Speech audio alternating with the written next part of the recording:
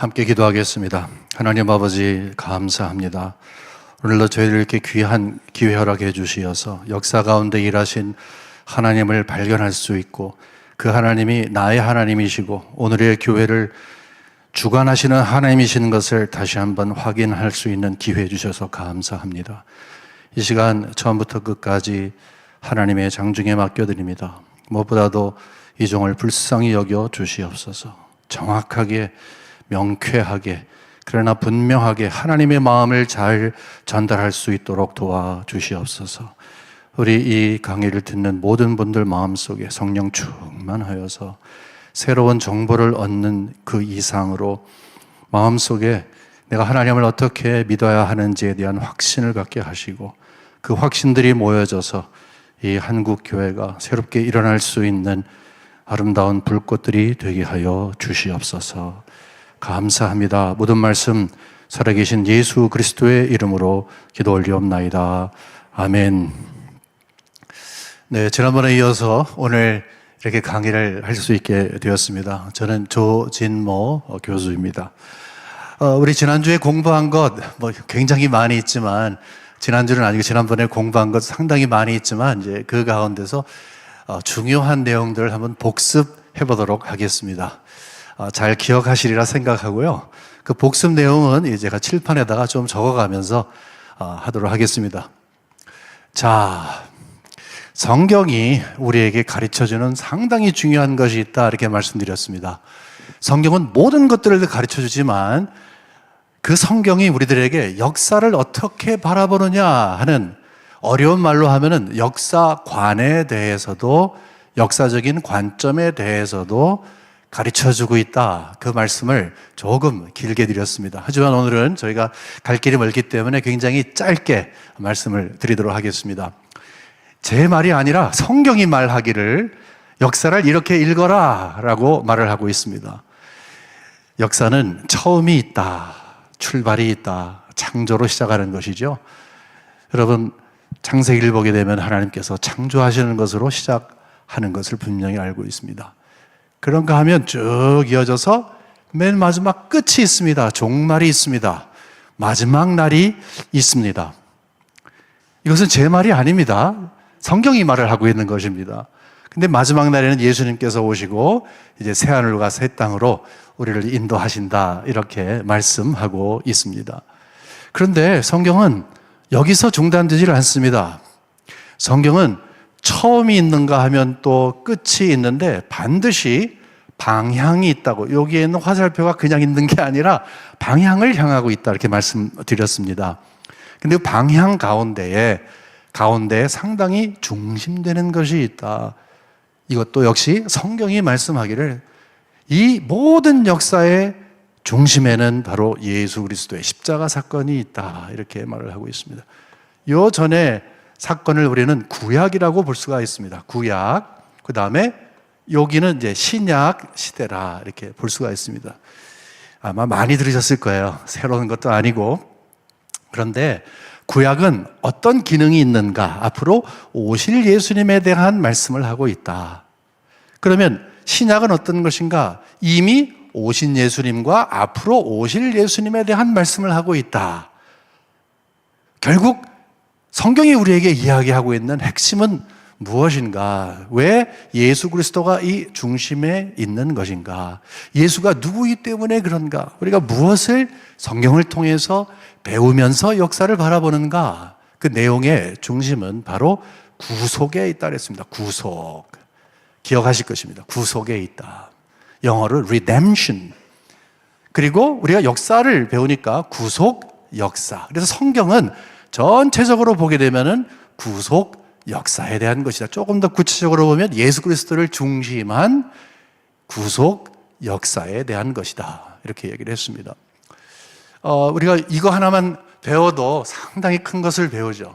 우리가 이 내용을 갖고 구약을 읽거나 신약을 읽거나 나아가서 신약 시대에 여기 중단되는 요 한 1세기에 우리가 정경이 끝난 다음에 지속되고 있는 초대교회, 중세교회, 천년, 그 다음에 16세기, 17세기에 이어지는 종교개혁, 그리고 지금까지 이어지고 있는 근현대교회, 모든 교회 역사를 바라볼 때에 굉장히 중요한 것은 절대로 성경이 이야기하고 있는 구속 역사와 떨어질 수가 없다. 그 안에 들어가 있다.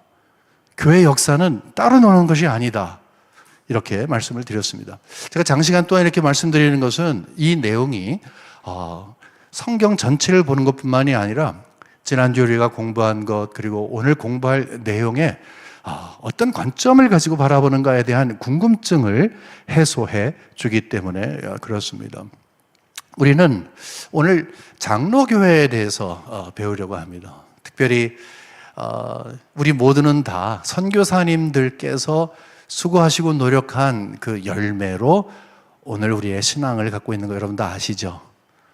예, 그렇습니다. 우리는 선교사님들께서 저 동방에 있는 미지의 나라, 정말 미개한 나라, 영적으로도 아직도 황무지와 같은 그런 나라에 하나님께서 나를 보내시면 가겠습니다 라고 해서 이 땅에 오셔서 복음의 씨앗을 심어주셨는데 그 열매로 오늘날 이렇게 모든 세계가 깜짝 놀랄 정도로 부강한 국가가 되었고 또 이제는 복음을 수출하는 엄청난 파워를 갖고 수출하는 그런 기독교 강국이 되었는데 처음에는 굉장히 작게 시작을 했죠.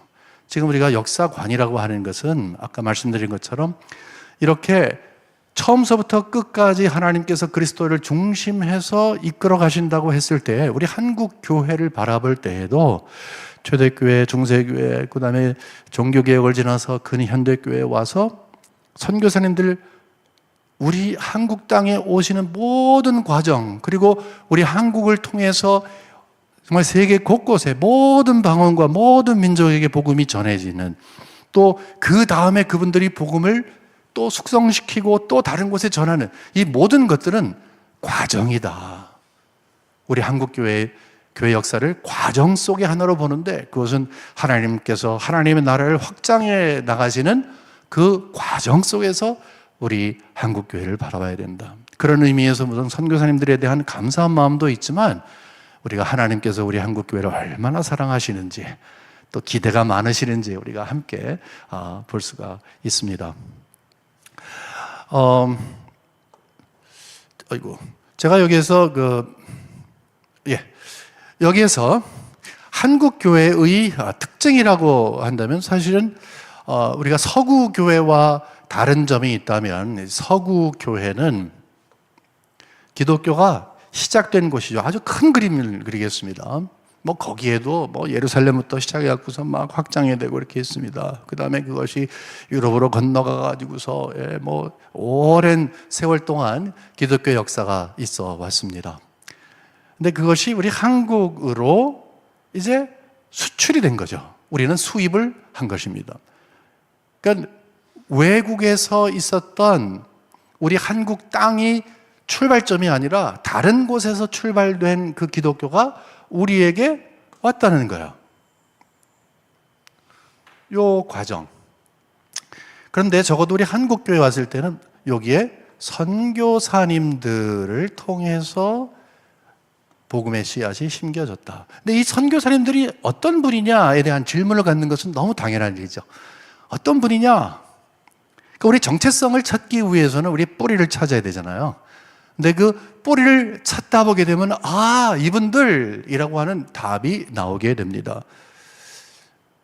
많은 분들이 수고하셨습니다만은 저희들은 특별히 맨 처음 1901년도에 평양신학교가 세워졌는데 그리고 1907년도 그러니까 6년 있다가 첫 번째 학생들이 졸업을 하게 되는데 그리고 바로 그때 첫 노회가 있게 되는데 장로교회를 말씀드립니다. 그 평양신학교의 신학이 과연 어떠한 신학을 갖고 있느냐 그 가운데서도 이 성경관이 어떤 것인가 하는 것을 우리가 관심을 가져보도록 하겠습니다. 사실 선교사님들이 엄청나게 수가 많으시고 또 종류도 굉장히 다양하고 종류라는 것은 신학적인 성향과 또 가르치신 내용과 어떤 분은 잠시 왔다 가시고 어떤 분은 길게 계시고 어떤 분은 가르치시고, 어떤 분은 노방전도에 중점을 두시고, 어떤 분은 의사가 되시고, 어떤 분은 선생님이 되시고 굉장히 많잖아요. 그 가운데서 좀 집중해서 우리 한국교회의 첫 번째 신학교였던 평양신학교, 그리고 그것이 장로교 신학교였는데, 거기에 성경관을 배우게 되면 우리 여러분 모두가 다 궁금해 갖고 계시는 그 성경 수호를 어떻게 할 것인가 하는 것과의 분명한 연관성을 우리가 지닐 수가 있습니다. 그래서 조금 우리가 다 공부하면 좋습니다만 이 짧은 시간에 좀 축소해서 이 평양신학교의 첫 번째 어떤 성경관을 지니고 있었는가 하는 것에 대한 관심을 가지려고 합니다. 이것도요, 방대합니다. 그 가운데서 가급적이면 조금 이렇게 좀 줄여서 우리가 이해할 수 있는 선에서 한번 공부를 해보도록 하겠습니다. 장로교회라고 얘기를 했잖아요. 장로교. 그러다 보니까 우리가 장로교라고 했을 때 그 장로교가 어떤 건가? 여러분 다 아시겠습니다. 장로교가 어떤 것인가? 원래 침례교는 장로님들이 계시지 않아야 됩니다. 근데 침례교에도 장로님들이 계세요. 그러니까 자칫 잘못하면 우리 장로교 하게 되면은 장로님들이 중심이 되어서 당회를 중심으로 행정기구를 수립해서 교회를 이끌어가는 어떤 정치 형태, 이렇게 볼 수도 있습니다. 예, 맞습니다. 정치 형태 맞습니다. 이 정치라고 하는 것은 갑자기 이거 뭐 정치 이야기한데 그 나쁜 의미가 아니고 어떻게 교회가 구성이 되느냐. 다시 말해서 여기 회중들이 이렇게 했을 때 대표자들을 세워서 이제 교회를 이끌어갈 수 있도록 하겠구만. 여기 장로님들을 세워서 이끌어가겠구만. 그러니까 이거와 반대되는 게 이제 회중교회죠. 회중교회 아마 들어보셨을 거예요. 회중교회는 뭐냐면 회중들이 중심이 되는 거예요. 우리 위에 다른 사람 없다. 이것이 바로 회중교회의 핵심입니다. 또 감독제가 있어요. 지금 두 가지 말씀드렸는데 처음 들어보신 분들은 좀 어려울 수도 있을 거예요. 하지만 뭐 편안하게 생각하세요. 장로교회는 대표를 뽑아서 이 교회를 이끌어가는 것이다. 그 다음에 회중교회는 우리 위에 사람 없다. 우리가 중심이 되어서 어떤 우리 위에 모든 성도님들이 회중이 우리 위에 누가 있는 것을 불편하다. 이렇게 해서 회중 중심으로 가는 것이 회중교회다. 영어로 말하면 congregationalism이라고 얘기합니다. 그 다음에 세 번째는 뭐냐면은 감독제. 로마 카톨릭 같은 경우는 완전히 피라밋 아니겠습니까? 이렇게 피라밋. 그래갖고 위에 교황이 있고 그다음에 쭉 서열이 있는데 이 정도까지는 아니지만 이런 건 아닙니다. 아님에도 불구하고 교회 안에서 어느 정도 서열이 있어서 감독이 있으므로 아래에 있는 교회를 담당하는 분들을 감독하고 그 위임을 받은 분이 이제 회중을 감독하는 그것이 바로 감독제입니다. 이것은 장로교의 정치를 두고 얘기를 합니다. 근데 거기로서 끝날 경우가 많이 있어요. 장로교회를 이해하려면 두 부분을 생각해야 돼요. 하나는 정치요, 다른 하나는 신학입니다. 신학. 그러니까 두 가지를 동시에 생각하시는 것이 좋습니다. 장로교의 특징은 무엇입니까? 장로교회적인 정치와 신학을 가지고 있습니다. 이렇게 말씀하는 것이 옳은 것이라 생각을 합니다. 그럼 우리의 질문은 어떤 신학인데? 라고 하는 질문을 아무래도 갖게 되겠죠. 이 질문은 우리가 이렇게 말씀할 수 있습니다. 아무래도 우리는 뿌리를 좀 찾아가야 되잖아요. 자, 어디서부터 뿌리를 가질까? 아까 좀 전에 말씀드린 것처럼 이렇게 반복하면 성경이 말하는 역사는 이런 식으로 진행이 됩니다. 처음이 있고 끝이 있고 방향성이 있습니다. 새하늘과 새 땅을 향해서 열심히 가고 있습니다. 여기에 그리스도의 십자가 사건이 있습니다. 그 다음에 여기에 1세기가 끝나고 성경의 정경이 끝난 다음에 초대교회, 중세교회, 그 다음에 종교개혁, 그 다음에 이 근현대가 이렇게 이어지고 있는데 우리는 어디 있는지 모르겠어요. 예수님이 언제 오실지 몰라요. 하지만 이렇게 이어지는 상황 가운데에서 장로교회가 언제서부터 출발이 되었는가? 장로교회가 그러니까 하나님께서 장로교회 선교사님들을 통해서 평양신학교를 세우시고 우리 한국교회를 축복하셔서 이 세계에서 가장 장로교회가 흥황한, 사실은요, 저는요, 어렸을 때 세상에 장로교회만 있는 줄 알았어요. 그 정도로 장로교회가 뭐 한국에는 정말 중심을 잡고 있는데, 사실 외국에 나가보면 장로교회가 그렇게 중심되지는 않습니다. 근데 이게 어디서부터 오게 되는 것인가? 그거는 사실은 여기 종교개혁이라고 볼 수가 있습니다. 종교개혁에는 크게 봤을 때 이제 네 개의 이 갈래로 갈라진 그런 이 물줄기가 있습니다. 하나는 루터란이고, 하나는 칼빈주의고, 다른 하나는 영국의 국교회, 아마 들어보셨을 것입니다. 그 다음에 네 번째는 제세례파라고 그래서 에나베티스트라고 하는 그런 사람들이 있습니다. 뭐 저희 요거 공부하겠다는 게 아니라 이제 뿌리를 찾아가는 것 가운데 여러분이 자주 들으시는 칼빈에 대한 이야기, 그래서 장로교회는 칼빈주의다, 칼빈의 신학에 입각한다, 이런 말씀을 드렸습니다만은, 종교개혁은 이렇게 분명히 처음에는 다 로마 카톨릭과 반대되는 그런 사상으로부터 시작을 했지만, 이제 시간이 지나가면서 그러면 우리가 성경을 어떻게 해석해야 될 것인가에 따라서 이런 식으로 이제 나눠졌다, 이렇게 보시면 되겠습니다. 이 가운데서 칼빈은 그러면 어떤 성격을 지니고 있었는가? 칼빈의 성격의 가장 핵심적인 것은, 초대교회를 보게 되면요, 여기 거의 5세기에 끝나게 되는데 맨 마지막에 여러분이 잘 아시는 어거스틴이 있습니다. 어거스틴. 여러분 어거스틴에 대해서 들어보셨죠?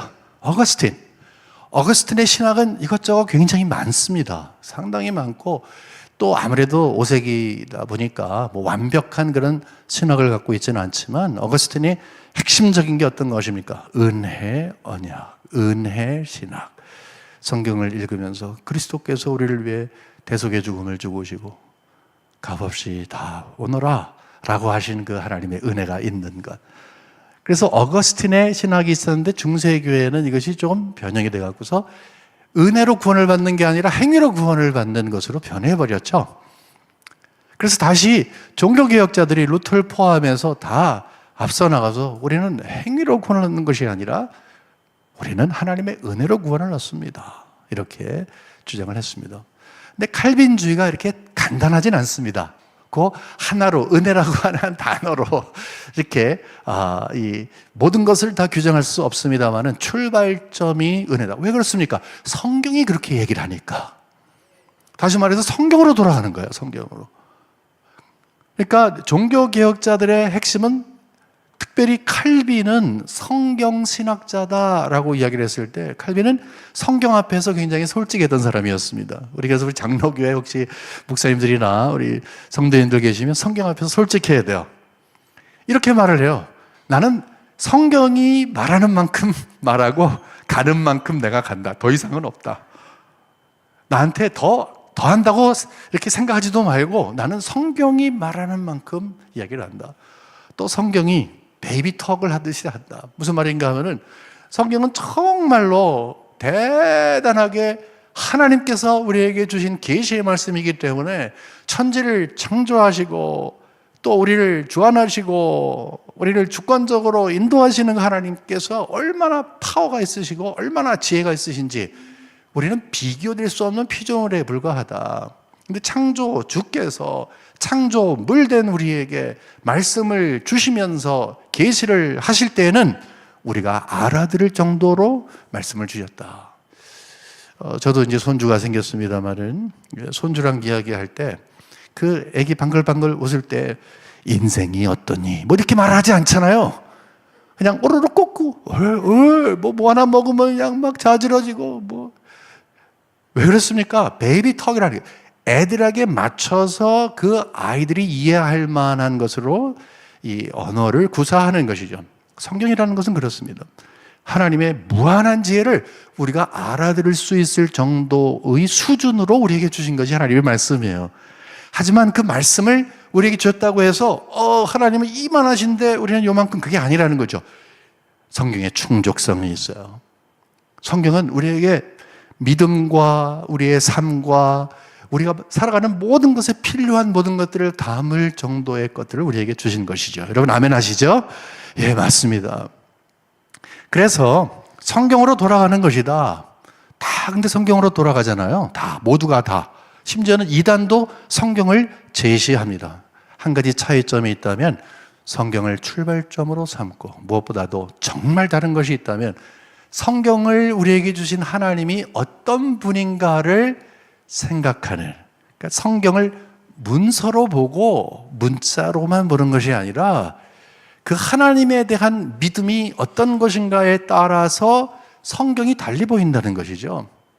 그런 의미에서 봤을 때 출발점을 성경으로 합니다라고 하는 것은 하나님이 창조주 하나님이시고 구원 역사 가운데서 우리를 모두 예수 믿는 자들을 구원할 분이기 때문에 그 구원의 길을 우리에게 주시기 위해서 구원 역사를 우리에게 그리스도를 중심으로 주시기 위해서 우리에게 우리의 이해할 수 있는 수준으로 주신 것이 바로 성경이다. 그런 출발점을 삼는 것입니다.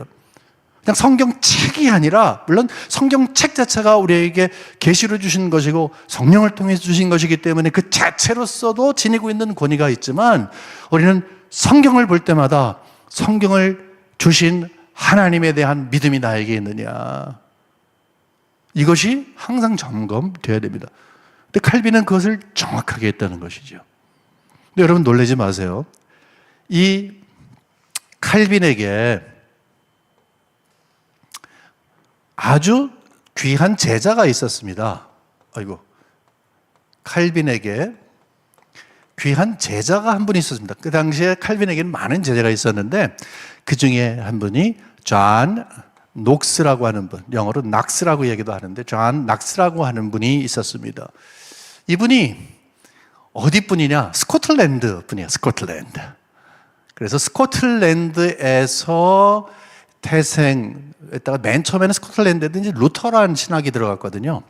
그래서 루터란 신학을 가지고서 이제 스코틀랜드 안에서는 막 개혁을 하나님께서 주도해 나가셨는데 이제 어려움을 겪습니다. 왜냐하면 영국 전체로 봤을 때 이제 너무 긴 이야기지만 굉장히 짧게 말씀을 드리겠다면은 그때 당시에는 로마 카톨릭이 너무 성했어요. 그러니까 로마 카톨릭이 종교 개혁하는 사람, 이게 개신교가 막 차고 올라오니까 가만히 있는 거 아니죠. 그냥 토론을 하면서 너희 틀렸잖아, 이게 아니라 종교 재판소라는 것을 이제 개설해 가지고서 아예 막 암암리에 사람 죽이기도 하고 잡아다가 고문하기도 하고 굉장히 힘들었습니다. 종교 개혁이 시작하면서 마치 초대교회의 출발점에서 많은 성도님들이 수세기 동안 어려웠고 카타콤에 들어가야 됐고 그다음에 순교의 잔을 마셔야 됐던 그런 위치와 마찬가지로 종교개혁이 시작이 된 다음에 중세시대에 없었던 어려움이 다시 시작을 한 것이죠. 근데 그럼에도 불구하고 이거다라고 생각을 했던 분들이 계십니다. 그 중에 한 사람이 존 낙스예요. 쫓겨났어요.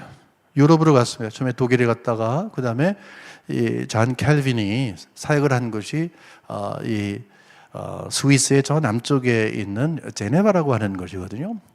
요즘은 뭐 관광지로 굉장히 유명한데 그리고 평화의 그 모습을 갖고서 왜 빨간 데다가 하얀 십자가 있는 거 있잖아요. 바로 그 스위스.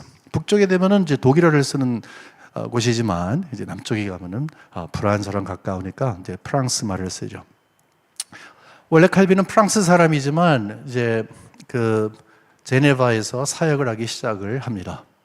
그런데 낙스가 막 다니다가 독일에 있다가 그 다음에 이 제네바에 오게 됩니다. 여기 와가지고서 상당히 중요한 경험을 하게 됩니다. 그래 당시에 맨 처음에는 굉장히 힘들었어요. 칼빈도 뭐 쫓겨나기도 합니다. 칼빈 선생님도 쫓겨나. 사역을 하다가 1539년도에 쫓겨났다가 3년 있다가 다시 이 의회가 초빙해서 제2의 전성기를 맞게 됩니다. 처음에는 힘들었지만 그 다음에는 쭉쭉 가면서 제네바라고 하는 도시를 어떤 곳으로 만들었냐면은 그때 당시에 종교개혁이 시작을 하면서 많은 나라에서 핍박을 받는 개신교 지도자들 또 성도님들이 제네바로 가게 되면 칼빈 선생님이 계신데 라고 해서 이쪽에 오게 되는 존 락스가 결국 그 중에 한 사람이 되었던 것입니다. 그래서 갔어요. 근데 칼빈 선생님이 딱 보니까 똑똑해. 그리고 분명한 신앙을 갖고 있어. 여러분 아시잖아요. 존 락스 하게 되면 뭐가 유명합니까? 존 락스의 기도. 하나님은 스코틀랜드를 주십시오. 아니면 제 생명을 가지고 가십시오. 저는 그런 기도 못할 것 같아요. 근데 그런 기도를 했어요. 조국을 사랑하는 마음을 가지고서 어떻게 하든지 조국에 돌아가서 스코틀랜드 돌아가서 내가 무엇인가 해야 되겠는데 하나님 나에게 종교개혁의 불을 일으켜달라고 기도를 하는데 왜 그런가? 제네바에 딱 가서 보니까 칼빈 선생님의 종교개혁이 어느 정도 무르익었어요.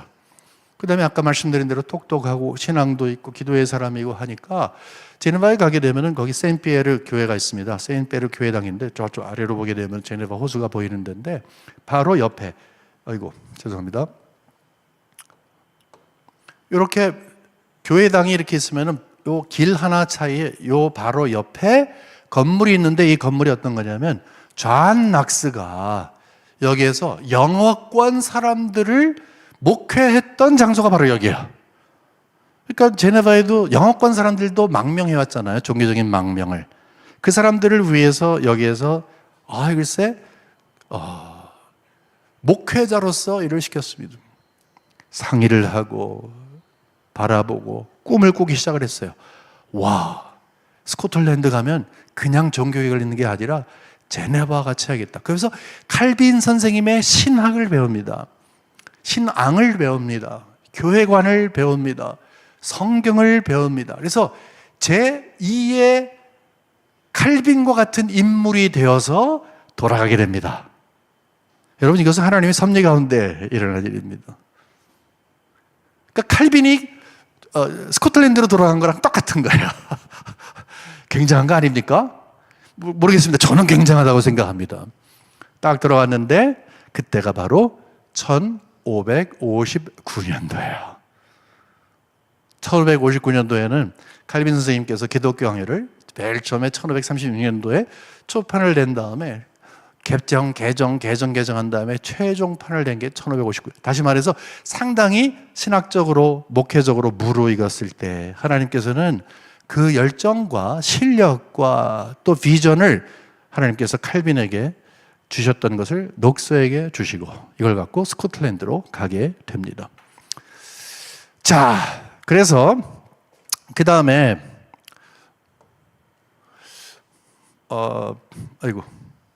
그냥 하겠습니다. 요거는 지난주에 우리가 공부했던 내용이 다시 나오네요. 죄송합니다.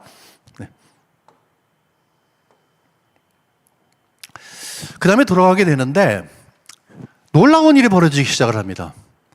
딱 들어갔는데 처음엔 귀족들을 설득하고 지도자들을 설득하는데 그때 당시에 그것이 쉽지 않았어요. 왜 그렇습니까?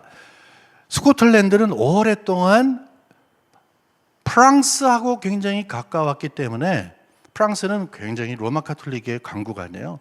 그 가까운 환경 때문에 로마 카톨릭이 꽉 잡고 있었어요. 꽉 잡고 있었어요. 그때 당시에 여왕도 로마 카톨릭을 추구했던 그런 사람이었습니다. 자, 근데 하나님께서 이분에게 놀라운 은혜를 주십니다. 나는 교회 개혁을 해야 되겠다. 여러분, 그래서 만들어진 것이 바로 장로교회입니다. 1559년도에 맨 처음에 들어갔는데 1560년도에 첫 총회를 하게 됩니다. 첫 총회를 하게 됩니다. 이렇게 해서 시작을 하게 됐습니다. 이게 여러분 가운데 지난주에 제가 공부할 때 제 사명 중에 하나가 역사에 대한 관심이 없는 분은 역사에 대한 관심을 갖고 이게 제 사명 중에 하나고 또 역사를 좋아하시는 분이 있으면은 교회 역사 쪽으로 끌어들이는 게 제 사명이고 또 교회 역사를 잘 아시고 또 재미있어 하시는 분들에게는 공감대를 형성한다고 그랬잖아요. 여기에서 공감대가 형성이 되는 거예요. 왜 그런가 하면 역사 공부의 가장 핵심은 역사의 주인이신 하나님이 어떤 분이냐 하는 거예요. 이렇게 시작이 된 것이, 이렇게 장로교회가 시작이 된 것이 결국은 나중에 미국으로 건너가게 되죠. 미국으로. 근데 단순히 스코틀랜드에서만 건너간 것은 아니고 아일랜드라고 하는 곳에서도 건너갑니다. 우리 영국을 보게 되면은 이렇게 아일랜드가 있고 스코틀랜드가 있고 잉글랜드가 이렇게 있잖아요. 눈사람 같이 보이네요, 근데. 예. 제가 글씨도 잘 못 쓰고 그림도 못 그립니다. 예. 원래 글씨 못 쓰는 사람이 공부도 못 하는데 제가 그 과에 속한 것 같습니다. 네. 그림을 아무리 잘 그리려고 해도. 자, 이게 바로 그 영국 대제국이죠. 이렇게 보게 되면. 그런데 나중에 스코틀랜드에서 핍박을 크게 받을 때 어떤 일이 있냐면은 이 장로교인들을 어디로 이주시키냐면 이 장로교인들을 사실은 말살 정책이긴 했는데 이 아일랜드로 보내게 됩니다. 왜 그런가 하면 아일랜드는 상당한 로마 가톨릭 국가예요. 근데 거기에서 요 북쪽 요쪽에 엄청나게 많은 장로교의 이 성도님들이 신앙을 순수하게 지켰습니다. 우리가 다른 경우를 통해서라도 여러분 아시겠습니다만은 여기에 있었던 분들은 어렵고 힘들고 나중에 핍박도 받고 이런 일 당하고 또 우리가 지난주에 공부한 것처럼 이제 결국은 이 교회 분열, 이 스코틀랜드 장로교회 분열 이 역사를 통해서 이 순수한 존 낙스가 전해주고 또 그의 동료들이 시작한 장로교회 정신이 많이 훼손되기도 했습니다만은 이때 이주했던 죄송합니다. 이게 제가 이거를 여기 와서 배웠기 때문에 네, 오케이. 이주했던 이 아일랜드의 장로교회 순수한 분들, 이 분들이 결국은 미국에 와서 핵심을 갖게 됩니다. 그 장로교회 가운데서도 미국의 장로교회의 핵심이 누구냐라고 이야기한다면 물론 스코틀랜드에서 오신 분도 있지만 더 핵심이 되는 것은 거기에서 힘들고 어려운 척박한 곳, 아일랜드 북쪽 굉장히 살기 힘든 곳이거든요. 거기 거의 망명 수준으로 갔던 그런 분들이 힘들지만 그 장로교회 성경 중심, 성경의 무언은 물론이고 성경에 우리에게 당신을 보여주신 하나님에 대한 분명한 믿음을 갖고 있던 그분들이 중심이 되어서 미국 장로교입니다. 그 미국 장로교의 핵심은 제일 첫 번째는 물론 스코틀랜드에서 오신 분도 있지만 아일랜드에서 오신 분들이 상당히 주를 이루게 됩니다. 그러니까 순수한 신앙을 지켰다 이렇게 볼 수가 있는 것이죠. 이 가운데에서 지난주에 우리가 봤습니다만은 여러 가지로 분열도 있고 어렵고 그렇게 되잖아요. 그 가운데 이렇게 나뉘어지고 저렇게 나뉘어지고 이런 환경 가운데서 특별히 우리가 미국 장로교회 1차, 2차, 3차 이렇게 분열을 지난주에 그냥 훑어서 봤는데 특별히 이 3차 분열은 바로 그 백그라운드가 어떤 거냐, 성경의 오류를 주장하는, 성경의 무오의 반대가 오류 아니에요. 성경의 오류성을 주장하는, 그리고 계시의 말씀이기 때문에 성경이 성경을 해석하고 성령을 통해서 우리가 이해를 해야 되는, 특별히 이제 성경이 성경을 해석하는 거 굉장히 중요한데 그러지 않고 우리의 이성을 사용하고 해서 이 시대적인, 다시 말해서 계몽주의의 그 산물이었던 합리주의와 이성주의 이런 것들을 가지고서 성경을 읽기 시작하던 사람들의 영향을 받은 것이 결국 제3차 이 분열의 핵심이라고 했는데, 우리가 굉장히 관심을 둬야 할 것이 뭐냐면은 이 전쟁입니다, 여러분. 이 전쟁이에요. 성경관 이 싸움은 전쟁이에요. 영적 전쟁도 가장 치열한 전쟁이에요. 그래서 뺏기면 안 되는 거예요. 이것이 치열하게 막 진행되고 있을 그때에 하나님께서 선교사님들을 한국에 보내십니다. 그리고 질문을 갖는 거예요.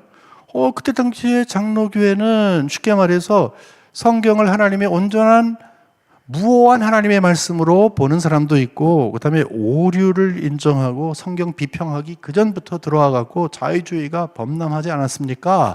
이 가운데서 우리 한국교회로 들어온, 이렇게 보게 되면은 이제 우리가 여기가 영국, 스코틀랜드, 이제 아일랜드라고 하면은 여기를 이제 미국이라고 한다면 여기에서 수입된 우리 한국으로, 이게 한국입니다.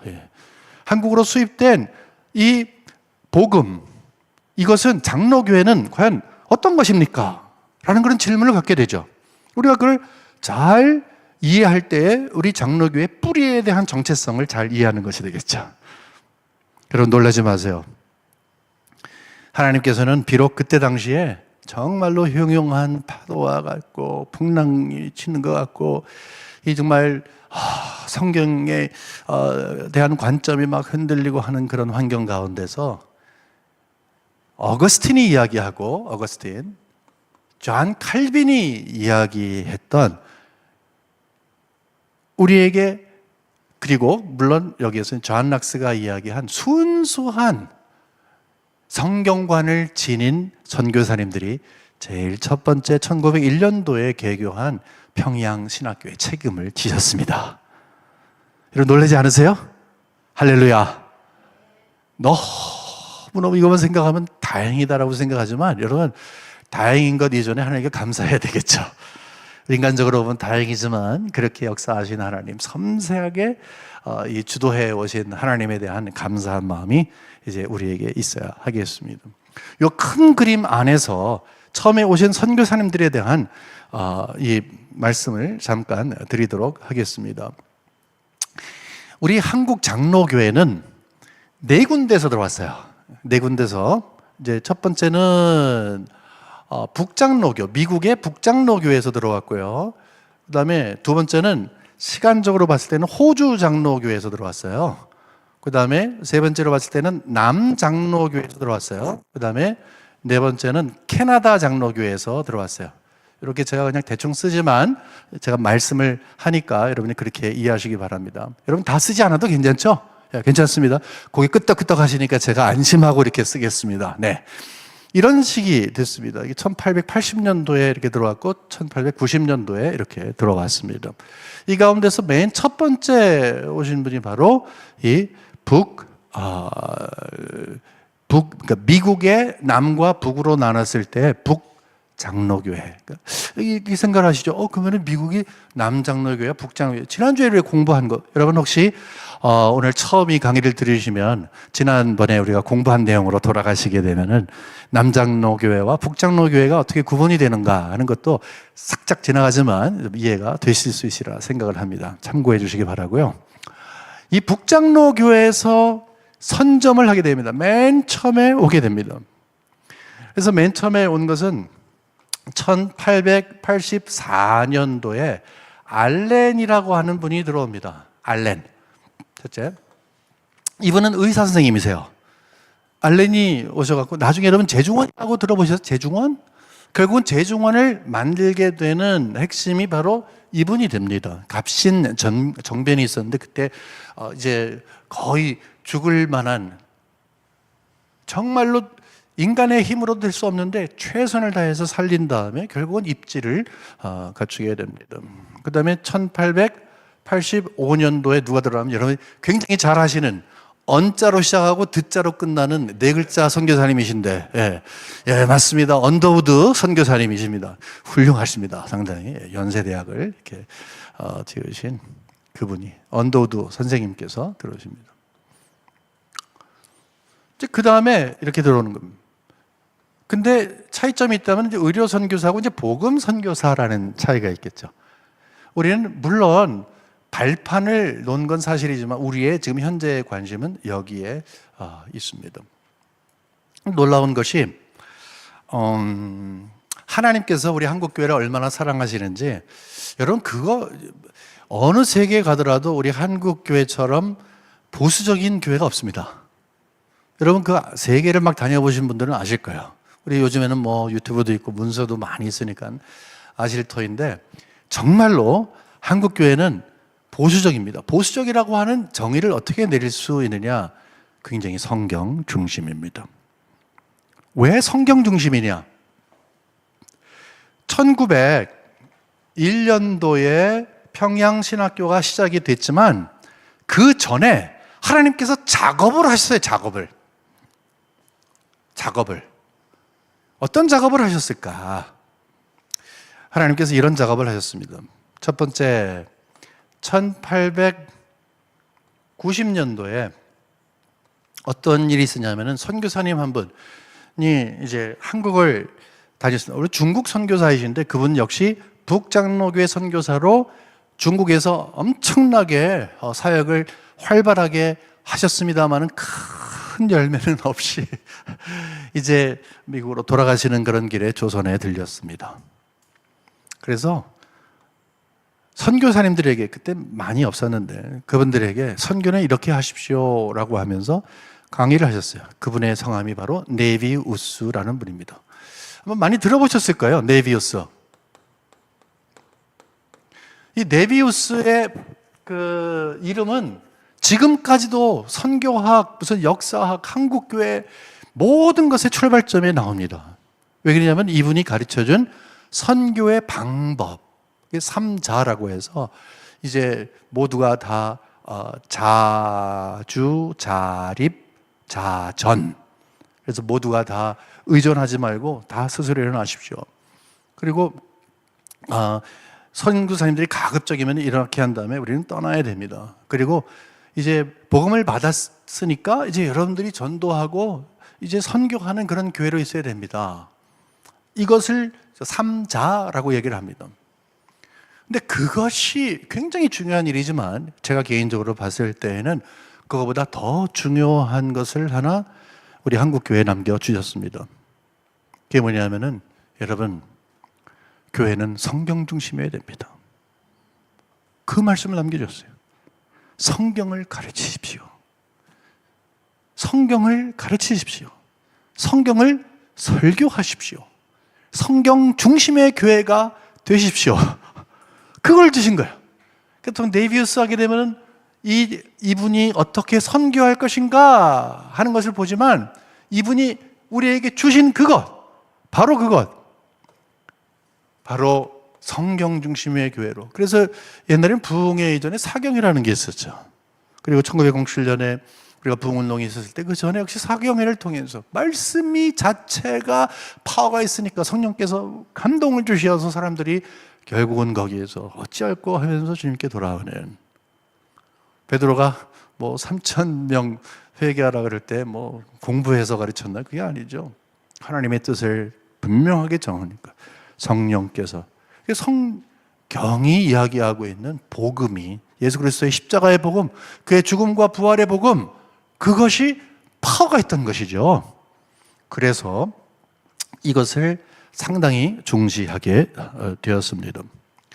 그 다음에 두 번째 거가 있다면은 1893년도부터 이제 뭐 그때 처음부터 시작된 건 아니고 이제 쭉 이어서 1897년 정도에 이제 좀 더 세분화가 됐는데 그게 뭐냐면은 선교지 분할 정책이라는 걸 했어요. 선교지 분할 정책. 선교지에서 이제 가장 힘든 것 중에 하나가 약간 선교사님들끼리의 그 뭐라고 할까요? 좀 보이지 않는 경쟁이겠죠.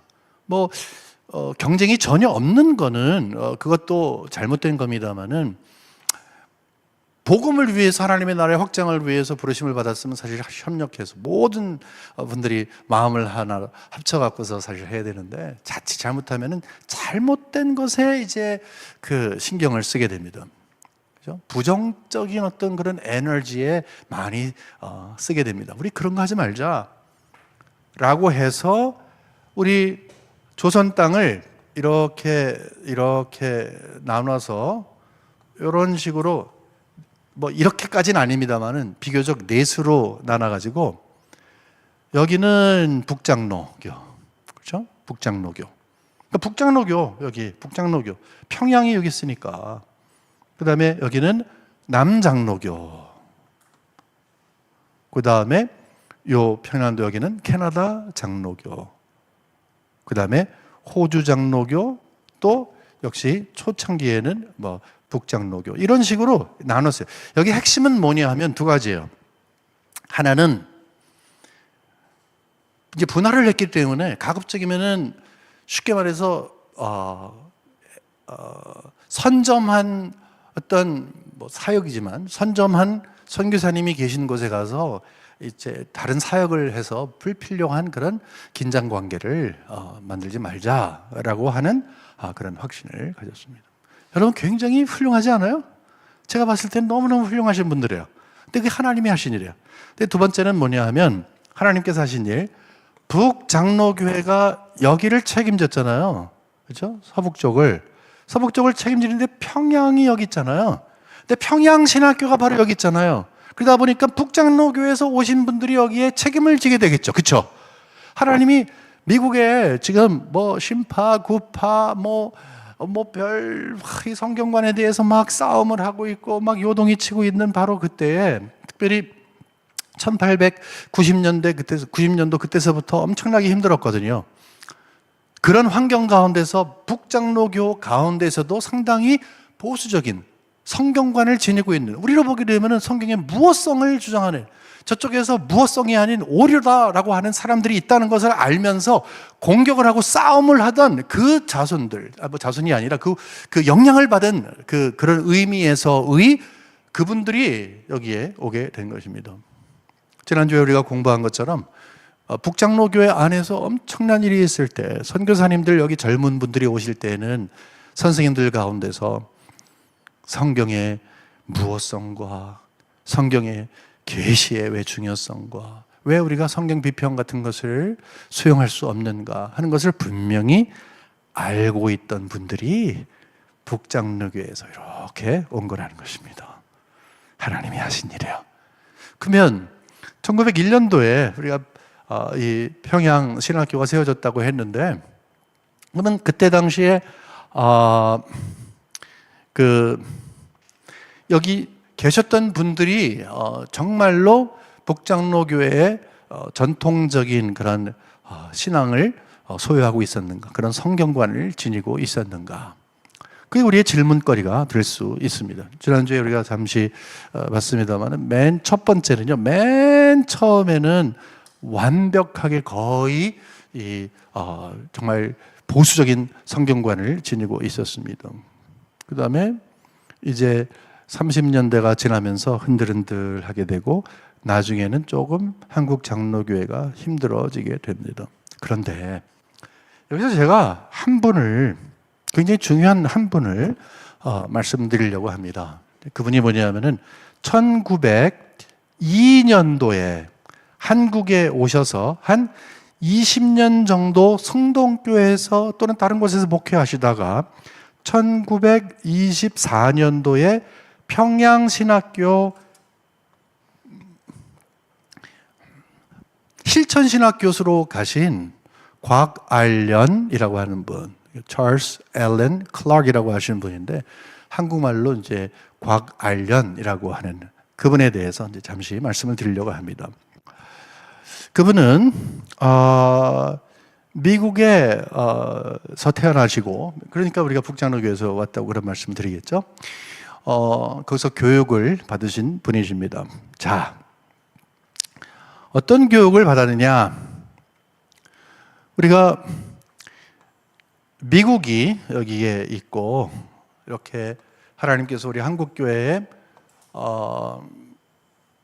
신학을 그러니까 여러분, 이게 복음을 우리에게 심어줬다, 우리에게 복음의 씨앗을 뿌렸다라고 하는 거 굉장히 중요합니다만은 어떤 종류의 씨앗이냐 하는 것이 굉장히 중요하다는 거죠. 그렇죠? 잘못된 복음, 거짓 복음, 그러면 싹이 거짓으로 나니까. 근데 적어도 여기 미국은 지금 혼란스러울 때에 하나님께서 보낸 놀라운 그 선교사님들의 성향 가운데서 맨 첫 번째 오신 이 북장로교회 초창기에 계신 분들은 미국식의 이 신학을 가지고 있었다, 이렇게 볼 수가 있습니다. 그게 뭐냐? 두 가지가 너무너무 아름답게 조화가 된 거예요. 보통 우리가 보수 이렇게 얘기를 했을 때 너무 보수를 주장하게 되면은 이제 소위 말하는 꼴통 보수가 되죠. 꼴통 보수가 됩니다. 그러니까 모든 것든지 다 이제 막 잣대를 대고, 저도 이 자라나면서 좀 엄격한 그런 가정에서 자랐거든요. 이제 그러다 보니까 어렸을 때 고등학교 때까지 주일날 돈 쓰면 안 되고 TV 보면 안 되고 뭐 그런 거 있었어요. 공부를 하지 말라 그러니까 너무 좋죠. 공부하기 싫은데. 근데 월요일 날이 시험 있는 날이면 죽음이죠. 당일치기를 해야 되는데 그걸 못 하니까. 그 왜 그런가? 이제 한국 교회는 성경을 상당히 문자적으로 읽은 그런 경우가 상당히 많았습니다. 굉장히 근본적인 어떤 그런 요소가 있었는데 지금 지나고 나니까 그런 것이 참 귀하다라는 생각을 다시 한번 하게 됩니다만은 그럼에도 불구하고 이제 자칫 잘못하면 교리 하다 보니까 뭐가 빠지게 됩니까? 결국 교회의 사명이 어떤 것인가? 여러분, 교회의 사명은 영혼을 구원하는 거예요. 그리스도께 인도하는 거예요. 나는 좋은 곳 가는데 당신도 같이 가야지 라고 하는 거예요. 그게 핵심이에요. 그러면 교회가 우리에게 신앙의 선배들이 정말 힘들게 전해준 분명한 교리를 우리가 다 지니고 있는 것이 중요하냐? 네, 중요합니다. 그 중요성은 어떻게 발견될 수 있느냐? 아까 우리가 역사를 쭉 봤을 때 어거스틴 이야기하고 칼빈 이야기를 하고 지금 우리 시대를 이야기하는데 그 도중에 중요한 게 있어요. 그게 뭐냐면 웨스트민스터 신앙고백서라고 하는 거예요. 웨스트민스터 신앙고백서는 성경에 있는 내용을 너무너무 잘 요약해 놓은 것입니다. 이 고백서가 성경은 아니에요. 하지만 우리가 이만한 거 너무나 방대하고 읽기에 어려운 그런 책을 누가 잘 정리해 놓았으면, 그것도 주제별로 정리해 놨을 때는 쉽게 얘기하고 도리어 우리로 보면 성경을 더 잘 이해할 수 있도록 도움을 주는, 그것뿐만이 아니라 우리 장로교는 무엇을 믿느냐라고 했을 때 이것을 믿어야 된다, 이거다 라고 하는 것을 가장 잘 정리한 것은 바로 이 웨스트민스터 신앙 고백서입니다. 이게 장로교의 가장 기본적인 교리예요. 그렇죠? 이 교리라고 하는 그 자체는 성경으로부터 우리에게 유추한 것인 것을 자칫 잘못 알아서 교리가 중요하지 않다는 것이 아닙니다만은 교리만큼 더 중요한 것은 무엇입니까? 왜 교리가 잘 정리가 되고 잘 보존이 돼야 됩니까? 어떤 목적으로? 영혼 구원을 위해서. 자칫 잘못하면 교리 거기서 끝나버리면 안 된다는 것이죠. 우리가 결국은 복음을 심어주게 될 때 제대로 된 교리를 가르치기 위해서, 근데 가르칠 사람이 없어. 그럼 어떡하는 거야? 무용지물이죠. 무용지물이면 안 되잖아요. 그렇기 때문에 항상 두 가지는 같이 가야 되는 거야. 좋은 교리를 선배님들이 우리에게 준 웨스트민스터 신앙고백서는 물론이고 우리 선배님들이 우리에게 전해준 좋은 아름다운 교리를 우리가 지키고 또 보존하고 계승하되, 그러면서 왜 우리가 교회가 이 땅에 존재하는 것에 대해서 분명히 알고 나는 누구로 존재할 때 가장 하나님이 기뻐하실까라는 것을 생각을 할 때에 나는 역시 복음을 전하는 사명이 있습니다. 우리 교회는 복음을 전하는 사명이 있습니다. 이것을 이제 깨닫는 그러한 일이 되겠죠. 근데 놀라운 것은 이 막 어렵고 그럴 때에 남장로교에서 오신 분 가운데 특별히 곽알련이라고 한 분은 이 두 가지가 아름답게 조화가 됐어요. 다시 말해서 좋은 전통, 어떤 성경관을 지니고 있는가라고 했을 때 정말 성경 하나님의 말씀입니다, 오류가 없습니다라고 하는 분명한 이 관점과 함께 하나님의 말씀이 우리에게 주어진 것은 정말로 주관은 영혼을 구원하기 위한 것입니다 라고 하는 이 두 가지가 함께 온 거예요. 여러분, 가정을 해보세요. 선교사님들이 오셨는데 영혼 구원에 대한 열정이 없어. 그러면은 평양신학교에서 그냥 지금까지 한국은 완전히 신학하는 그런 교회가 되겠죠. 하지만 여러분 놀라지 마십시오. 우리 한국 교회는 맨 처음 1907년도에 부흥운동이 있었던 그 평양 부흥운동이 있었던 그때 같은 해에 첫 번 노예가 있었거든요. 그 다음에 한 10년 정도, 아니 한 3년 정도 있다가 이렇게 또 총회가 있었거든요. 근데 맨 첫 번째부터 놀라운 것은 맨 첫 번째부터 선교에 대한 열정을 가지고 있었다는 거예요. 선교사님들이 모범을 보였습니다만 이곳저곳을 다니면서 실질적으로 뭐 마차가, 물론 그때 마차 타고 다녔던 분도 계시지만 때로는 발이 부르트는, 왜 그런가 하면은 어떻게 산을 넘을 때 다리로 걸어야죠, 당연히. 정말로 이 땅에 와서 땀을 흘리고 피를 흘리신 그분들이 남겨준 발자국을 통해서, 발자취를 통해서 복음이 전달이 된, 그걸 보고 배운 거예요. 나중에 눈을 뜨고 나니까 저분들은 누군데 우리한테 와서 이런 걸 줬지? 그 가운데 자전이라고 있었잖아요. 3자 가운데. 너희들이 복음을 받았으니까 이제 복음을 전해야 된다. 물론 선교적인 마인드로 뭐 만주로 가기도 하고 이계풍 목사님은 제주도에 가기도 했습니다만은 일단은 전도의 열정을 하나님께서 강렬하게 해주셔서 한국교회가 바꾼 거예요. 그러나 그냥 무조건 전도 불불이 아니라는 거죠. 말씀에 근거해서. 그러니까 조화가 엄청나게 잘 됐다는 것이죠. 그래서 과관련 선교사님은 찰스 알렌 클라크 그 선교사님은 오시기 전에 이제 맥코믹이라고 하는 신학교에 있었습니다. 맥코믹, 여기 시카고에 가게 되면은 한번 기회가 있으시면 여러분 꼭 시카고에 들리실 때, 뭐 지금은 상당히 적용화 많이 됐습니다만은 맥코믹 링컨 파크라고 하는 곳에 있는데 거기에 맥코믹이라는 신학교가 있었어요. 한국 교회사를 조금 읽어보신 분들은 맥코믹 신학교 이게 많이 들어보셨을 거예요. 근데 맥코믹 신학교의 특징을 한마디로 말씀드리면 이거예요. 지난주에 우리가 잠시 본 것처럼 구파와 신파, again. 만일에 지금 이 구파와 신파에 대해서 잘 모르시면 지난번 강의로 돌아가시면 좋고요. 이 구파와 신파가 나눠져서 갈등을 하고 있을 때에 구파의 장점, 이것은 뭡니까? 전통, 성경관. 근데 이 정말로 모든 것의 기초가 되는 성경을 기초로 해서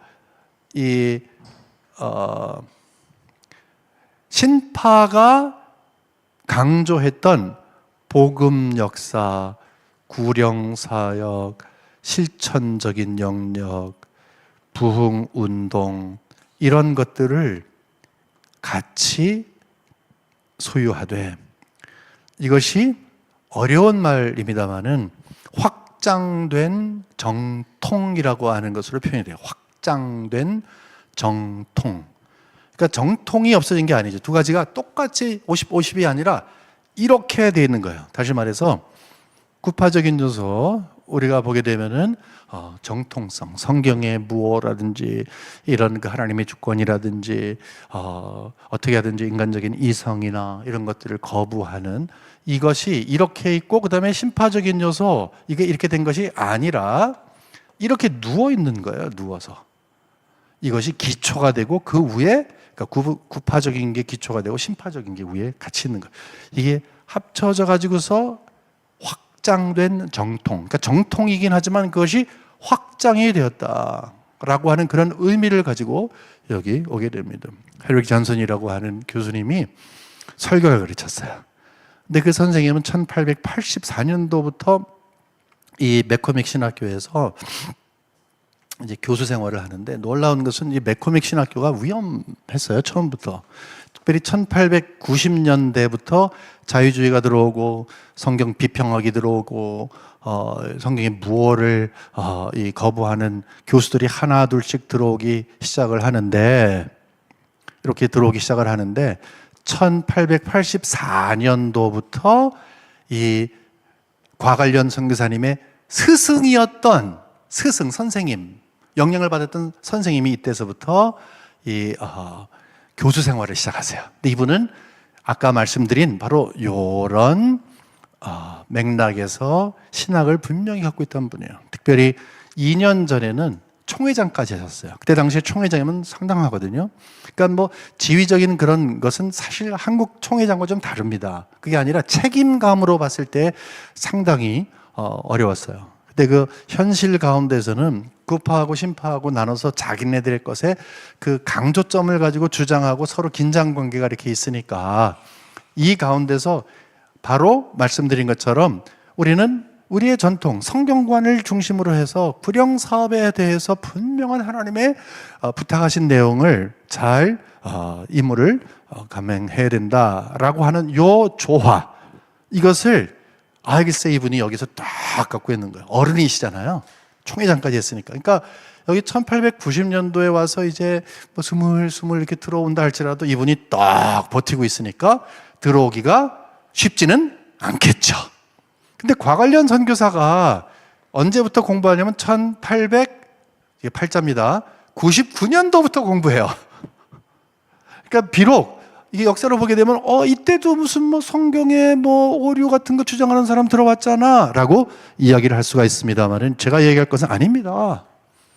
그때 당시에 이렇게 구파적인 성경의 권위에 대해서 그렇게 수호하려고 했던, 더더군다나 상대가 누구인지를 알기 때문에 인간적인 관계는 분명히 하지만 그럼에도 불구하고 장로교회는 이래야 된다라고 해서 웨스민스터 신앙고백서를 분명하게 하고 성경의 권위를 분명하게 했던 이 선생님이 계셨어요. 1899년도부터 시작해서 1902년도까지 공부하고 1902년도에 젊은 나이로 뿅 와갖고서 우리 한국에 옵니다. 신학이 어떤 거예요? 바로 이 신학을 갖고 있는 거예요. 와, 세상에는 성경의 오리를 주장하면서 성경에 하나님의 계시라고 하는 것을 부정하는 사람도 있네. 그러면 안 되지 라고 하는 생각. 그러면서 세상에는 교리만 하는데 그러면 안 되지. 왜냐? 하나님의 말씀은 전해야지. 그래야지 구령 사업을 가능하게 하지 라고 했더니 두 가지가 조화가 되어서 와서 이곳저곳에서 이제 특별히 여러분 잘 아시는 성동교회에서 담임도 하시다가 아까 말씀드린 것처럼 24년서부터 평양신학교에서 뭘 가르치시는가 하면 실천신학을 가르치십니다. 그래서 그 다음 해 1925년도에 설교학이라고 하는 책을 처음에 지으시고 나중에 개종판을 1954년도에 내십니다. 근데 놀라운 것은 이것이 제일 첫 번째 한국교회에 있었던 교과서예요. 선교사님들은 그냥 주먹구구로 한 것이 아니야. 근데 제가 기회가 있어갖고 이 부분에 있어서 연구를 할 기회가 있었고 발표를 했는데 하면서 너무너무 가슴 속에 와, 그렇구나라는 것이 새겨진 거예요. 한국교회의 신학의 특징이 어떤 것인가? 한국교회 신학은 신학적인 뿌리는 신앙을 형성하는 데 굉장히 중요하다고 말씀드렸잖아요.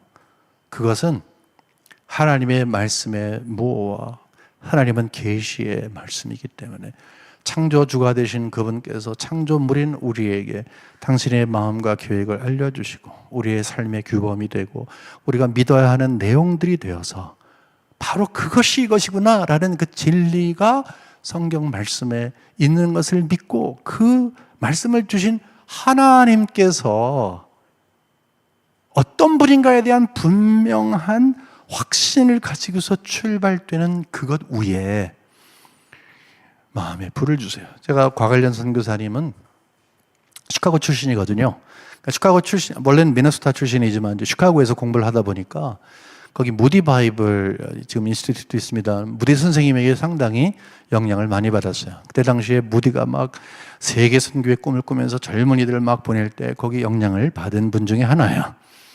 그러다 보니까 이 과관련 설교학 책 여기에 뭐라 그러냐면 무디를 이야기하면서 마음에 불을 지펴라. 그러니까 정말 엄청나게 많은 한국교회 우리 장로교회 목사님들에게 영향을 준 이 놀라우신 하나님께서 보내주신 이 선교사님, 과관련 선교사님을 통해서 거의 30년 이상을 이제 평양신학교에서 가르치셨거든요. 그 정도면 한국교회에 기초를 놓으신 분이다. 라고 볼 수가 있죠. 뭐 성경신학, 그러니까 구약, 뭐 신약, 그다음에 역사, 조직신학 이런 쪽으로도 있습니다만은 제가 말씀드리는 것은 적어도 우리 성도님들과 맞대서 함께 말씀으로 호흡을 하고 성도님들의 삶을 인도하던 목사님들에게 직접적인 영향을 주었던 그 과관련 선교사님이 평행신학교에서 그 장시간 동안 하셨던 것이 무엇이냐? 성경의 무엇에 대한 것도 했지만 무디 선생님의 것을 말하면서 강단에서 불이 나와야 된다. 근데 정말입니다. 불이 나와야 된다고 이야기하는데 그 불이 불을 막 지피는 그런 의미가 아니라 정말로 상대를 하나님 앞에 무릎 꿇게 해서 복음으로 인도하기 위해서는 설교자 당신의 마음속에서 불이 먼저 일어나야 됩니다. 바깥으로 나오는 불은 그 마음속에서 나오는 불이 있느냐 없느냐입니다. 그리고 하나님의 말씀이 중심이 되어야 되고 본문이 중심이 되어야 되고 또 본문에서 나오는 청교도의 신학과 마찬가지로 신앙과 마찬가지로 또 설교와 마찬가지로 그 각 말씀의 그 본문 안에 있는 아주 중요한 교리적인 것, 이 교리가 막 딱딱하고 차가운 그런 교조주의가 아니라 하나님께서 무엇인가 하나를 딱 얘기하고 횡설수설하지 말고 중언부언하지 말고 딱 그거를 전해라. 만일에 거기에서 두 가지, 세 가지의 주제가 있으면은 두 번, 세 번 설교를 해라. 욕심 부리지 마라. 하지만 분명하게 내가 이야기하고 있는 게 뭔지를 알아서 하나님의 마음을 전하라. 근데 전할 때 불을 가지고 전해라. 그래서 한국교회가 이렇게 하나님의 말씀에 대해서 분명한 이해를 하고 또 거기에서 중심이 되어서 성경 중심적인 이런 아주 놀라운 보수성을 지니고 있으면서도 뜨거운 이유가 무엇이냐? 우리도 이 성수협에서 조영길 장로님께서 이렇게 산기도도 인도하시고 하는데 옛날 우리 어르신들은 산기도 많이 했어요. 저 아버님도 청계산 기도 조영길 선교사님하고 저 변호사님하고 잠깐 이야기하면서 청계산 이야기를 좀 했습니다. 청계산 기도원 토끼바위 막 있고 거기에 엄청나게 매미처럼 확 소리 나는데 막 기도하는 소리가 막 쩌렁쩌렁했던 그 이유가 무엇입니까? 선교사님들이 그렇게 우리에게 알려주신 거예요. 여러분, 그럼 우리가 무엇을 회복해야 되겠습니까? 여러분, 무엇을 회복해야 되겠습니까? 답이 자명하지 않아요? 딱 나와 있지 않아요? 맞습니다. 두 가지를 동시에 우리는 중시해야 합니다. 하나는 하나님의 말씀의 권위를 인정해야 되는 거예요. 그게 출발점이 있던 거예요. 또 다른 것은 예수 그리스도의 십자가의 복음이 나에게 능력이 되어서 나를 변화시키고 그것이 변할 수 없는 불이 되어서 내가 가는 곳마다 불씨를 심어서 그곳에도 불이 확장될 수 있도록 우리의 뜨거운 신앙을 회복해야 합니다. 자, 이제 이것으로 저는 여러분께 강의를 마칩니다마는 오늘 강의를 통해서 이렇게 아름다운 시작을 하신 하나님께서 지난 날 동안에 우리 한국교회를 불쌍히 여기시고 또 축복해 주셨는데 지금은 잘 하셨군요, 감사합니다를 떠나서 앞으로 우리가 어떻게 할 것인가 하는 것에 대한 마음의 고민을 갖고 바로 여러분들이 주인공이 되어서 이 아름다운 전교사님들이 전해주신 전통 하나님의 기대를 여러분들을 통해서 이끌어 가시기를 진심으로 원합니다. 하나님 아버지, 역사의 주관자가 되신 하나님께서 한국교회를 불쌍히 여겨주시어서 훌륭하신 선교사님들을 보내주시고 복음의 씨앗을 심어주시되 정말로 성경적인 아름다운 복음을 심어주신 것을 인하여 감사합니다. 우리는 그 열매를 누리고 있습니다. 이제는 우리의 차례입니다. 지금은 싸움을 해야 할 어려운 시기에 놓여져 있습니다. 우리를 제어할 수 있는 것은 우리 스스로가 아닌 것을 분명히 믿사오니 성령께서 불쌍히 여겨 주시어서 말씀의 사람들이 되게 하여 주시옵소서. 우리의 중심에 성령의 불을 허락하여 주시옵소서. 하나님 나라가 확장되고 있는데 구속 역사에 주인공들이 다 되게 하여 주시옵소서. 진심으로 감사하며 모든 말씀 살아계신 예수 그리스도의 이름으로 간절히 기도 올리옵나이다.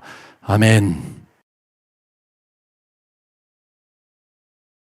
조진모 교수님의 강의가 이제 끝났는데요.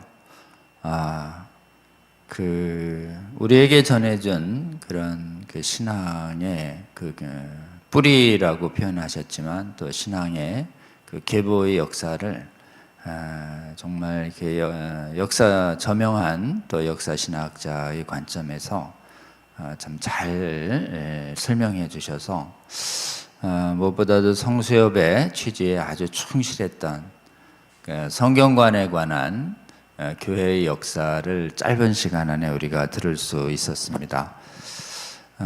역사 신학을 하시는 분 입장에서 교회의 역사 속에 있었던 여러 가지 사건들을 설명할 때 정말 이렇게 기적적으로 보이는 그 사건들 앞에서 하나님이 하셨다라고 이렇게 과감하게 강의하고 진술할 수 있는 역사신학자는 의외로 굉장히 드뭅니다, 여러분. 역사신학에 있어서 많은 인본주의적 역사에 영향을 받아서 주어를 그리스도나 신비한 인간의 능력을 넘어서는 하나님을 주어로 해서 역사를 평가하는 고백을 할 때 절대 그 학문성이 없다고 거부당하는 오늘날의 그 역사신학의 현식이고 일반 역사뿐만 아니라 신학도 그렇습니다. 그럼에도 불구하고 역사신학을 이렇게 전공하신 그리고 또 권위 있는 교수님께서 하나님이 하셨다라고 진술하시는 부분을 들을 때마다 정말 제가 듣고 싶어 했던 역사신학 강의를 오늘 들을 수 있게 돼서 많이 감사했다 생각했습니다. 여러분, 우리에게 전해준 성경관의 뿌리가 지금 어거스틴까지 올라가고 있는데요. 사실은 그 어거스틴 이전에 또 아타나시우스가 있었고 터툴리안이 있었고 또 그로 또 더 올라가면은 이레니우스와 폴리캅을 만나게 되고 그 폴리캅 바로 위에는 사도들을 만나게 됩니다. 그래서 우리에게 전해준 이 성경관이 초대교회 우리 사도들을 통해서 전해준 예수님이 가졌던 그 성경관 그대로가 어거스틴까지 계승됐고 이것을 종교개혁기에 종교개혁자들이 다시 살려냈는데 그 중에서도 칼빈 선생님이 가장 충실하게 이것을 살려내셨으며 이것을 제네바에서 배웠던 존 녹스가 이것을 스코틀랜드에 또 아일랜드에 잘 전수했고 스코틀랜드와 아일랜드에 퍼졌던 이 장로교회 전통이 지금 세계 각국으로 퍼지면서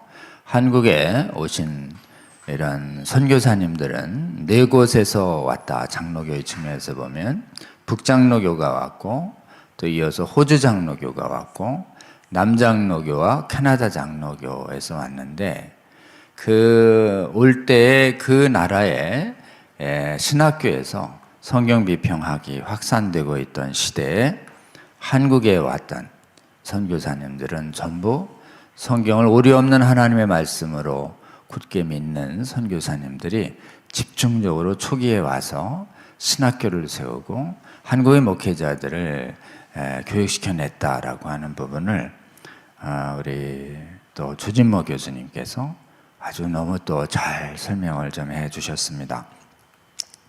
특별히 한국에서 이렇게 성경을 중심으로 한 이런 신앙을 중심으로 선교가 일어나도록 할 때 그 네비우스라고 하는 선교사가 한국에 와서 결정적인 영향을 미쳤는데 그 중에서도 자립정책보다도 성경을 공부하고 성경을 설교하는 방법으로 전도하라, 선교하라 라고 하는 그 부분이 한국의 기초가 됐다라고 하는 부분도 아주 잘 말씀을 좀 해 주셨습니다. 특별히 그 한국 교회의 이런 성경에 충실한 그 교리, 웨스트민스터 신앙 고백 표준 문서의 중요성을 신학교에서 가르쳤을 뿐만 아니라 자칫하면 교리에 너무 중시한 나머지 성령께서 주시는 살아있는 감동과 전도 구령의 열정이 약해질 수 있는데, 곽안년이라고 하는 실천신학 교수님께서 특별히 성경관 확고할 뿐만 아니라 교리에 대한 확신도 탄탄하셨을 뿐만 아니라 한국교회에 뜨거운 그 구령의 설교자의 불의 열정까지도 남겨주셔서 한국교회는 이 강력한 말씀의 불을 사모하는 기도운동이 계속되면서 이것이 오늘날 이어지고 있고, 우리에게 심겨지고 계승되었던 이 정말 귀한 신앙의 전통을 오늘날 한국교회가 잘 이어받고 또 잘 이어서 이 믿음의 전쟁을 계속해야 할 시대적 사명이 있다는 말씀을 아주 짧은 시간이지만 너무 잘 설명을 좀 해주셨습니다. 여러분, 우리 조진모 교수님의 지난번 강의와 그 다음에 이번 주 강의를 한번 기회가 되시는 대로 다시 한번 잘 들어주시고, 이렇게 올바른 우리의 믿음이 예수님부터 시작해서 어떻게 오늘날까지 귀하게 이어지고 있는지, 그리고 지금 가장 중요한 것이 성경에 하나님의 오류없는 말씀이라고 굳게 믿는 그 믿음의 기초 위에 올바른 교리를 배우고 뜨거운 전도 열정에 헌신하며 그 말씀의 기초에서 기도하는 것이 참교회의 모습이고 참교회 성도들의 모습이다라고 하는 이 메시지를 우리 영혼에 잘 새기면 좋겠습니다. 오늘 잠깐 우리 함께 기도하면 좋겠던 것은요, 우리 조진모 교수님, 귀하신 강사님이십니다. 참 역사신학에서 이렇게 과감하게 신앙고백적인 올바른 성경관과 전도와 교리의 중요성을 말씀해 주시는 그런 교수님이자 또 실제 목사님이시기도 한데요. 이분 귀하십니다. 이분의 사역을 하나님께서 계속 동행해 주시고, 조만간 아마 또 한국교회사에 대한 귀한 저서도 아마 마무리해서 곧 출간하실 예정이라고 합니다. 또 출간되는 교회사에 관한 책들도 널리 읽혀져서 한국과 세계교회의 성도들이 올바른 교회관과 역사관과 성경관을 가지도록 하는데 도움이 되면 좋겠고, 또 오늘 계기로 해서 여러 곳에 한국과 세계교회를 잘 깨우고 올바른 믿음 위에 세우도록 하는데 우리 조진모 교사님 귀하게 사용하여 주시기를 바라는 의미에서 우리 한번 주여 한번 부르고 우리 교수님의 사역과 그 다음에 성경 믿는 믿음과 불같은 기도하는 신앙, 전도의 신앙 회복하는 한국교회, 세계교회 해달라고 우리 주여 한번 부르고 기도합니다. 주여 하나님, 오늘 여기 있는 말씀을 통해서 귀한 말씀 주시니 감사합니다. 아버지, 우리의 믿음이 이렇게 있는지 아버지 모르고 지낸 채 보내는 사람들이 얼마나 많은지 모릅니다.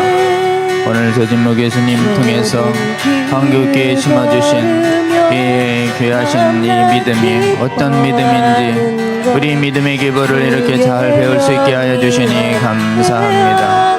하나님, 전 세계의 교회들이 성경에 대한 믿음이 훼손되고 있던 시대에 한국교회에만 하나님 성경을 오류없는 하나님의 말씀으로 믿는 선교사들 보내주시고, 뜨겁게 하나님 구령의 열정, 전도의 열정으로 기도하며 전도하는 선교사들 이 땅에 보내주셔서 이렇게 한국교회가 이러한 선교사님을 통해서 가장 비결하고 순전한 하나님의 정말 생명력 있는 복음, 영생의 복음을 온전히 받아 전도하며 오늘날까지 이르는 것을 알게 하여 주시니 감사합니다.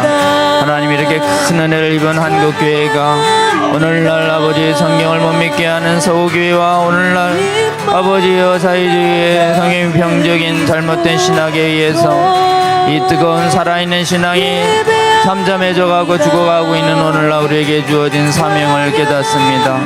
이제 하나님 저희에게 주신 그 은혜를 기억하게 하여 주시고 저희가 붙잡아야 할 성경의 올바른 신적 권위를 굳게 잡는 한국교회 되게 하여 주시기를 원합니다. 주님 이 사역을 위해서 우리 조진모 교수님 하나님 성령으로 더욱 충만하게 하여 주시고 섬기는 교회와 섬기는 저설 사역과 섬기는 가정 사역에 함께 하여 주셔서 하나님 더욱더 널리 하나님 사용하여 주셔서 아버지 한국과 세계교회에 아버지 더 많은 교회들을 굳건히 세우는데 귀하게 사용하여 주시고 우리 성순성 성수협의 귀한 성도님들 이 강의를 영혼에 새기며 우리의 시대적 사명을 다시 보며 아버지 우리에게 아버지 전해준 이 귀한 사명을 귀하게 간직하고 우리 후대에게 잘 계승시켜서 주님의 몸된 교회를 바로 섬기는 시대적 사명을 잘 감당하는 한국교회 성도들 되게 하여 주시옵소서. 이 모든 말씀 우리 주님 예수님의 이름으로 기도하옵나이다. 아멘. 네, 다음 몇 가지 광고를 좀 드리겠습니다. 우리 성수협 강의 공유운동이 계속되고 있습니다. 이제 성수협도 2년 차에 접어들었습니다. 여러분 우리가 지금 성경의 신적 권위를 이렇게 느슨하게 잡을 때 또는 포기할 때 얼마나 곳곳에 신학 분과가 오염이 되고 또 이것이 신앙의 실제에 있어서 얼마나 심각한 문제가 되고 있는지 올바로 알아서 우리가 이제 돌이켜야 되고 또 경계해야 하는, 그래서 올바른 바른 신앙을 회복하는 운동 가야 합니다. 그러기 위해서는 이 매주 월요일 1시간이나 2시간 제공되는 이 성수협 강의를 여러분 조금 어렵게 느껴지시지만 이 어렵게 느껴지는 이 강의를 통해서 세계의 수많은 교회들이 무너지고 있기 때문에 여러분이 조금 힘들지만 꼭 들어서 여러분 미혹을 막아서는 힘을 갖추셔야 되고 또 여러분 주위에 있는 많은 교회 지도자들과 또 성도님들을 믿음의 파산과 오염을 막는 일에 여러분 좀 헌신해 주시기를 부탁드립니다. 구체적 일환으로 우리 성수협 강의 공유운동을 하고 있습니다. 여러분이 섬기시는 교회 채널에 이 강의가 올라갈 수 있도록 기도해 주시고 또 교회 채널에 올릴 수 있는 분들에게 적극 권해 주셔서 채널 공유 운동이 일어날 수 있도록, 그래서 이 강의를 듣는 분들이 깨어나서 분별력을 가지고 기도하고 있다가 혹시 여러분 교회에 잘못된 신학의 메시지가 들어올 때 경계하고 쫓아내서 막아내서 양들의 영혼의 오염과 죽음을 막는 귀한 우리 교회를 수호하는 파수꾼의 사명을 다해 주시기를 부탁드립니다. 다음이요.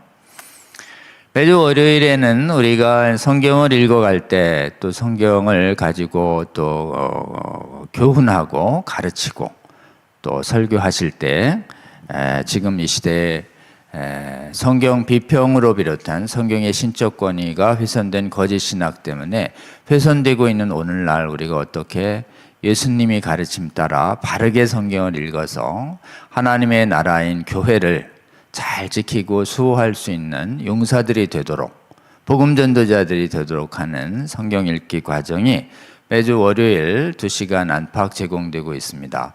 오늘은 성경이 계시하는 하늘의 하나님의 왕국 수호 전쟁에 대해서 여러분하고 좀 나누려고 합니다. 실제로 성경이 계시하는 만큼 하늘의 하나님의 나라, 하나님의 왕국에 관하여 성경이 말하고 있는 만큼 우리가 정확하게 알아야 되고 또 이것보다 더 나아가서도 안 되고 이것보다 빼서도 안 됩니다. 근데 유감스럽게도 하늘의 하나님의 왕국, 하늘의 세계에 관해서 성경에 있는 것보다 더 나가는 사람들이 너무 많고 또 성경에 있는 하나님의 말씀을 이해가 안 된다고 너무 빼버리는 사람들이 너무 많은 이 시대에 우리 성경께서 성경을 통해서 하나님의 왕국 수호를 위해서 특히 하늘의 하나님의 왕국의 수호를 위한 성경의 계시들을 우리가 한번 다 좀 배워서 우리가 무엇을 빼고 있고 무엇을 더하고 있는지 오늘 좀 잘 배우는 시간 됐으면 좋겠습니다. 6시 반부터 시작하는데요. 여러분 함께 해주시면 좋겠습니다. 다음이요. 아까 우리 조진모 교수님 말씀하신 것처럼 우리가 기도해야 합니다. 기도 없이는 정말 이렇게 온전히 말씀을 증거하고 전도할 수 있는 힘이 생기지 않습니다. 그리고 특별히 성경의 신적 권위를 수호하는 이 긴 전쟁에서 반드시 해야 할 전쟁에서 우리가 승리하는 힘 얻는 것도 기도입니다. 우리 성수협에서는 지금 매주 목요일 8시 반에 지금 산기도를 하며 기도 제목을 우리 성수협방과 또 우리 하은산 기도방에 올려드리고 있습니다. 여건이 되시는 분들 꼭 오셔서 함께 한번 이 땅에 하나님의 나라가 임하도록 예수님이 모범을 보여주신 산기도 함께 하기를 원하고요.